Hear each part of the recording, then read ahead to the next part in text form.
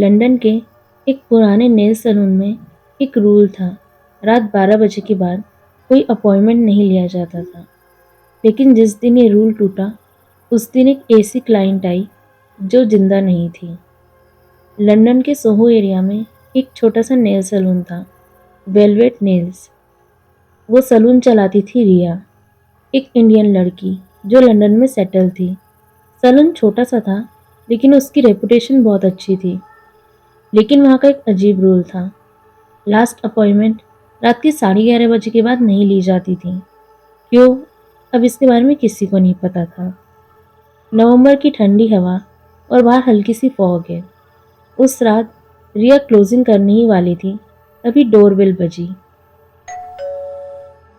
रिया ने घड़ी देखी तो उसमें 11:58 हो रहे थे। वो इरिटेट हो गई। उसने खुद से कहा, अब कौन है यार? उसने दरवाज़ा खोला। बाहर एक लड़की खड़ी थी, पेल स्किन, पूरी तरह भीगी हुई, बाल चेहरे पर चिपके हुए। और सबसे अजीब बात, उसकी आंखें सीधी रिया को नहीं देख रही थी, बल्कि रिया के पीछे देख रही थी। उस लड़की ने रिया से बहुत ही धीमी आवाज में कहा, मतलब एकदम विस्पर करते ना, बिल्कुल वैसे, अपॉइंटमेंट प्लीज। रिया ने उसे मना किया, सॉरी वी आर क्लोज्ड।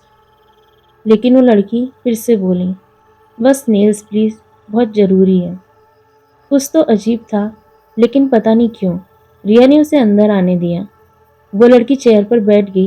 रिया ने उसका हाथ पकड़ा और तभी रिया को उसका हाथ एकदम बर्फ जैसा ठंडा लगा।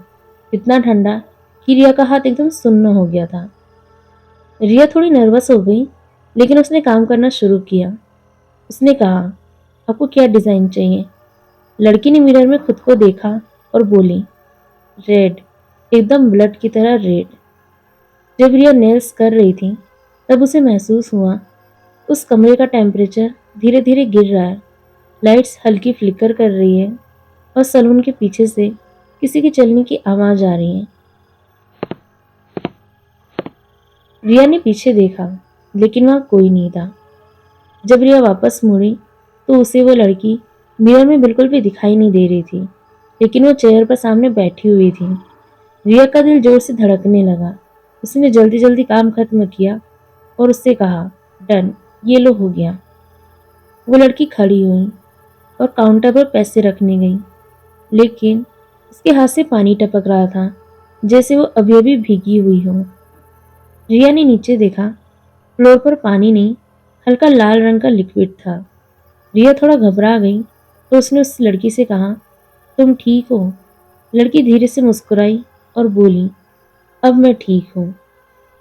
और फिर वो दरवाजे से बाहर चली गई। अगली सुबह रिया ने न्यूज़ देखी। उसकी आंखें फटी की फटी रह गईं। हेडलाइन थी, young woman found dead near Thames river, time of death 11:45 PM। उसमें उसकी फ़ोटो भी दी हुई थी। वो फ़ोटो देखकर रिया के हाथ कांपने लगे। वो वही लड़की थी। और सबसे डरावनी बात, पुलिस जब सैलून आई, उन्होंने जब रिया से पूछा, क्या उसने यहाँ कुछ छोड़ा? रिया ने अपना काउंटर देखा। वहाँ पर पैसे पड़े थे, लेकिन उन पर पानी नहीं, खून लगा था। लंदन में कहते हैं, कुछ लोग मरने के बाद भी अधूरे काम पूरे करने लौटते हैं, और कभी कभी वो काम सिर्फ नेल्स करवाना पूरा होता है। लंदन की पहली स्टोरी तो आपने सुन ली, अब यह है दूसरी स्टोरी।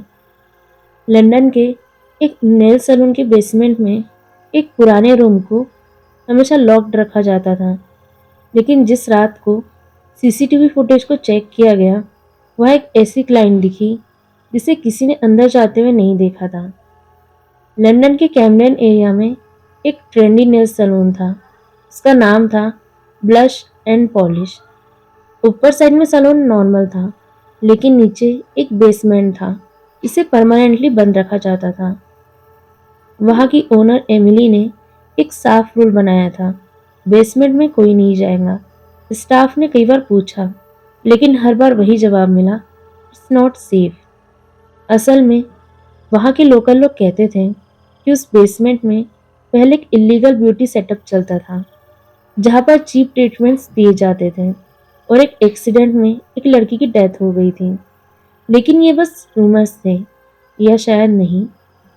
एक दिन सैलून में एक न्यू एम्प्लॉय आई, सोफी। वो थोड़ी क्यूरियस थी और रूल्स फॉलो करने वाली बिल्कुल भी नहीं थी। एक रात क्लोजिंग के टाइम सोफी क्लीनिंग कर रही थी, तभी उसे बेसमेंट डोर से आवाज आई, टप टप, जैसे कोई पानी को गिरा रहा हो। उसने सोचा पाइप लीक होगा, और क्यूरियोसिटी में उसने बेसमेंट का डोर खोल दिया। नीचे बेसमेंट में बहुत ही डार्क अंधेरा था। उसने फोन की फ्लैशलाइट ऑन की और धीरे धीरे वो नीचे उतरी। नीचे पहुंचते ही उसे केमिकल जैसी स्मेल आई। दीवारों पर पुराने स्टेन्स थे और एक पुरानी व्हील चेयर पड़ी थी। तभी उसे पीछे से एक आवाज आई, यू आर लेट। सोफी आवाज सुनकर ही वहीं पर फ्रीज हो गई। वो धीरे से पीछे मुड़ी। वहां एक लड़की बैठी हुई थी, बेसमेंट की चेयर पर। उसके नेल्स आधे बने हुए थे और उसके हाथ से खून टपक रहा था। सोफी चिल्लाई और भागकर ऊपर आ गई। अगले दिन जब एमिली को ये बात पता चली तो वो बहुत गुस्से में थी। उसने सोफी से कहा, तुमने बेसमेंट क्यों खोला? सोफी ने उसे सारी बात बता दी। सोफी की सारी बात सुनकर एमिली का चेहरा सफेद पड़ गया और उसने उसे कहा, वहां कोई नहीं था, तुम इमेजिन कर रही होंगी। लेकिन सोफी ने एमिली को इंसिस्ट किया कि वो सीसीटीवी फुटेज को चेक करे। सैलून में हर जगह कैमरास थे, इंक्लूडिंग बेसमेंट एंट्रेंस। उन्होंने फुटेज को रिवाइंड किया।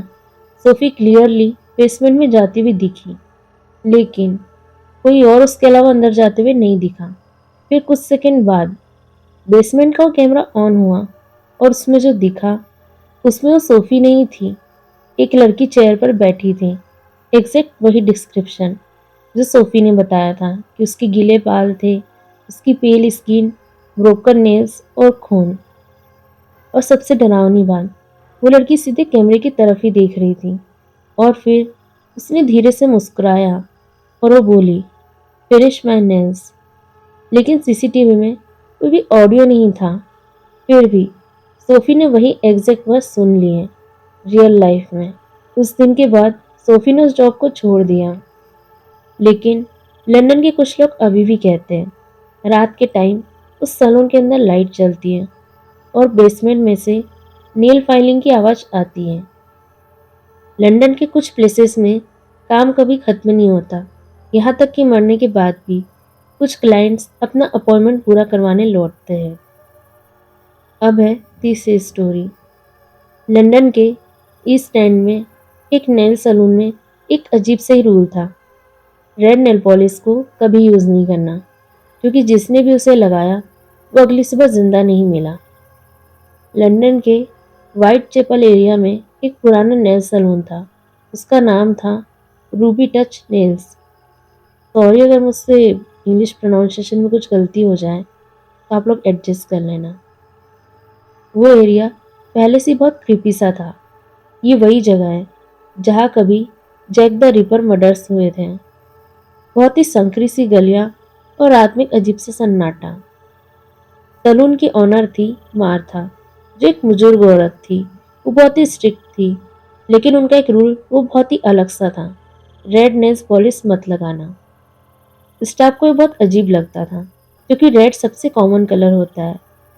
उस सैलून की एक न्यू एम्प्लॉय आयशा ने एक दिन उनसे पूछ ही लिया, वाई नॉट रेड? मार्था ने बस इतना कहा, that colour does not belong here. Ayesha को ये सब बकवास लगा। और ऐसे ही एक रात सैलून में एक क्लाइंट आई। वह टॉल सी थी, उसने ब्लैक कोट पहना हुआ था और उसका फेस आधा से ही दिख रहा था, मतलब ठीक से समझ नहीं आ रहा था। उसने सीधे कहा, आई वॉन्ट रेड। आयशा ने उसे मना किया, we don't offer red polish. लेकिन क्लाइंट ने धीरे से टेबल पर उंगली टैप की, टक टक टक, और वो फिर बोली, you do, you just don't know it yet. Ayesha को बहुत गुस्सा आ गया। उसने स्टोरेज को चेक किया और सच में उसे एक पुरानी बोतल मिली, डीप ब्लड रेड पॉलिश। उस बोतल पर कोई ब्रांड का नाम नहीं था, बस नीचे की साइड एक फेडेड लेबल सा था जिस पर लिखा था RT 1888। 1888 वही साल है जब जैक द रिपर्स मर्डर हुए थे। आयशा ने सोचा, ड्रामा कर रही है वो ओल्ड लेडी, मैं इसे यूज़ कर लेती हूँ। उसने क्लाइंट के नेल्स पर पॉलिश को लगाना शुरू किया। जैसे ही उसने फर्स्ट कोट लगाया, उसे हल्की मेटेलिक सी स्मेल आई, एकदम खून जैसी। जब उसने सेकंड कोट लगाया तो रूम अचानक से ठंडा होने लगा, और जब थर्ड कोट तो लाइट्स फ्लिकर करने लगी। आयशा ने जब ऊपर देखा, मिरर में क्लाइंट नहीं दिख रही थी, लेकिन चेयर पर वो बैठी हुई थी। आयशा का हाथ कांपने लगा, लेकिन समहाउ उसने अपना काम खत्म किया और कहा, डन, हो गया काम। वो क्लाइंट खड़ी हुई और आयशा के कान के पास आकर फुसफुसाई, now you wear it. Ayesha confused हो गई और उसने कहा, क्या? लेकिन तब तक उसके खुद के नेल्स पर भी वही रेड पॉलिश दिखने लगी। उसने पैनिक में हाथ धोने की कोशिश की, लेकिन वो पॉलिश हट ही नहीं रहा था। उस रात आयशा घर चली गई, लेकिन वो सो ही नहीं पाई। सुबह उस सलून की ओनर को एक पुलिस कॉल आया, जिसमें उन्हें पता चला आयशा डेड मिली है अपने ही अपार्टमेंट में। कोई स्ट्रगल नहीं, कोई इंजरी नहीं, लेकिन उसके नेल्स परफेक्टली पॉलिश थे और उसके हाथ के पास फ्लोर पर हल्के स्क्रैचेस थे, जैसे उसने आखिरी वक्त में कुछ खरोचने की कोशिश की हो। सैलून में नेक्स्ट डे मार्था ने क्वाइटली उस रेड पॉलिश बॉटल को फिर से हाइड कर दिया और धीरे से खुद से बोली, कुछ रंग सिर्फ खून के लिए होते हैं।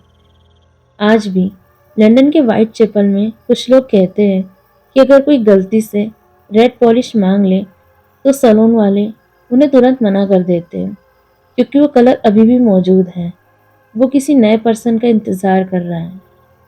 लंदन के कुछ कलर्स फैशन नहीं होते, वो हिस्ट्री होते, और कुछ हिस्ट्री अभी भी खून मांगती है। आपको ये तीनों स्टोरी कैसी लगी मुझे कमेंट में बताना। अगर आप कहोगे तो मैं ऐसी ही और नेल सलून्स की स्टोरीज बताऊंगी।